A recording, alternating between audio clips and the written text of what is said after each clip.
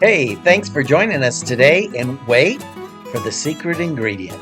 Hey, it's time for another Everyday Getaway. and it's Tuesday, so we're back in the kitchen. And today we are making something that we tried to make last winter. Butterfinger Fudge. We couldn't find one of the ingredients, which we'll tell you about in a little bit. So now it's fall, we've got all the ingredients, and today we're gonna get in the kitchen and we are gonna try our hand at Butterfinger Fudge.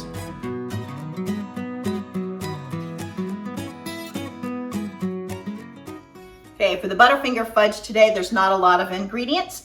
We have 2 cups of white chocolate chips, 1 14-ounce can of sweetened condensed milk, 2 cups of candy corn, 1 cup of smooth or creamy peanut butter, and about a cup of milk chocolate chips. We'll do a little drizzle or maybe even put some chocolate coating on the bottom of our Butterfinger Fudge. All right, that's all there is to it.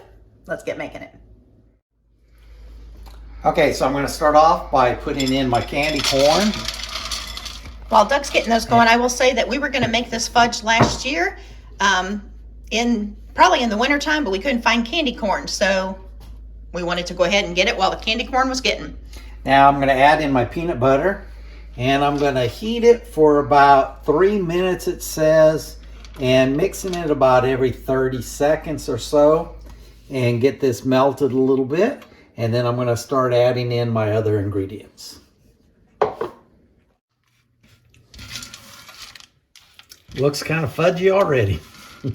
Now, we want to know why Butterfinger Fudge doesn't have Butterfingers in it, but they say the candy corn is what gives it its flavor, so we'll see. And we've also decided that 3 minutes at low heat might feel like it takes a long time. We'll see.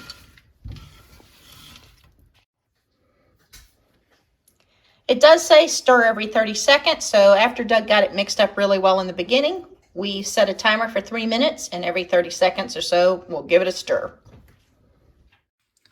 We are 2 minutes in, and the peanut butter does look like it's getting a little bit thinner, but candy corns do not appear to be melting at all at this point.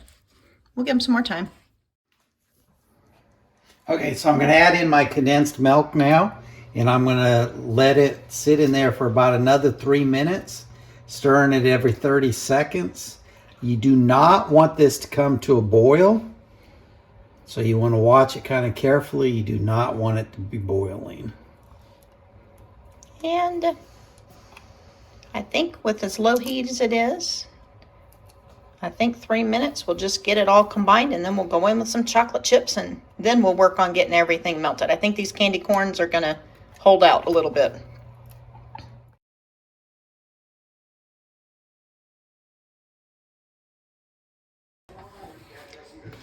Okay, so it's been another 3 minutes, so I'm going to add in my white chocolate chips.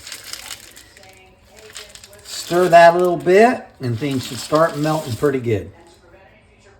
And we are still on low heat. If we need to go up to medium low heat, we'll turn it up a little bit, but we'll see what it looks like as we get closer to the maybe 2 minutes in here.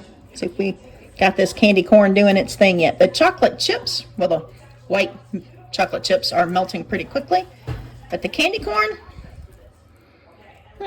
still doesn't look very melty. We'll see. Going forward, if we made this again, I think we would either chop the candy corn up or put it in a food processor, pulse it a little bit, just so it would melt evenly and quicker. All right, so we're a minute or so into that last set. It looks like the candy corn is melting. The chocolate chips are pretty much melted, and it looks like it's going to be a very thick fudge here from the beginning, but it does have a good smell. Kind of smells peanut buttery, sweet. Here we go.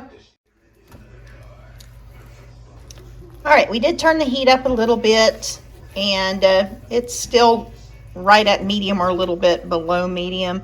And things are coming together. The candy corn is definitely melting. We're just watching to make sure it doesn't boil. If you look at the very bottom when Doug stirs, every once in a while you see a little bit of a simmer like on the bottom. So we don't want to get too much hotter, but we do got to get this candy corn finished melting. Then we'll put it in the pan.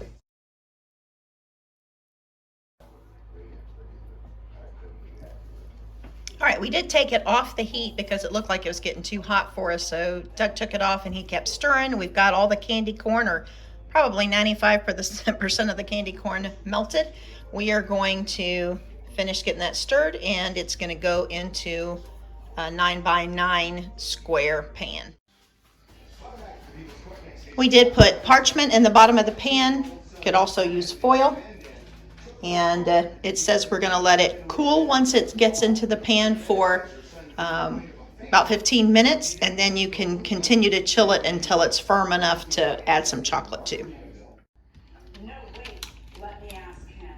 Step a little closer, hang your head like that, like you were hanging when I walked in. What's your name? Tyler. Tyler.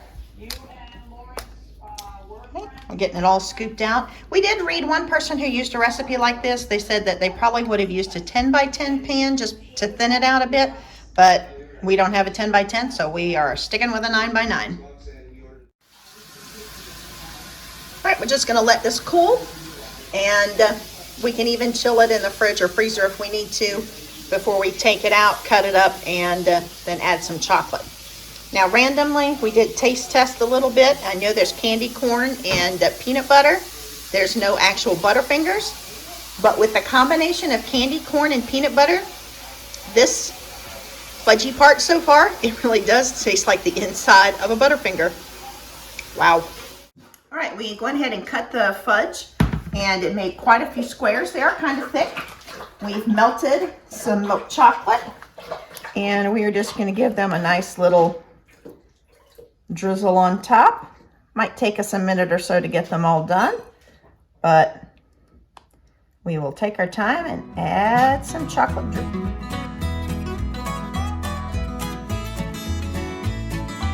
Hey, now that was a nice, easy fudge recipe. Yeah, it was. Butterfinger fudge made with candy corns. Who would have thought about it? Let's give it a try. All right, so give you a little look there. Nice and pretty. We did make a little small piece out of the large one for us.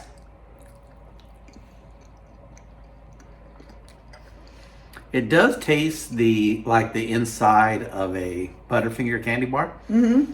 I will be honest, I think it got ruined when we put the chocolate on top. I tasted a little bit before we put the chocolate on it, and the chocolate kind of overpowers it. But I kind of like the chocolate because it makes it taste more like a Butterfinger candy bar. Hey, if you try it, let us know what you think. Are you pro chocolate or no chocolate? Let us know. Take care of yourselves, take care of others, and we will see you soon. Bye-bye. I'd like to thank everybody that has recently subscribed to our channel. If you like this video, please hit the like button, share it out. And if you haven't been able to subscribe yet, please do. We really do appreciate it, and it really helps out the channel.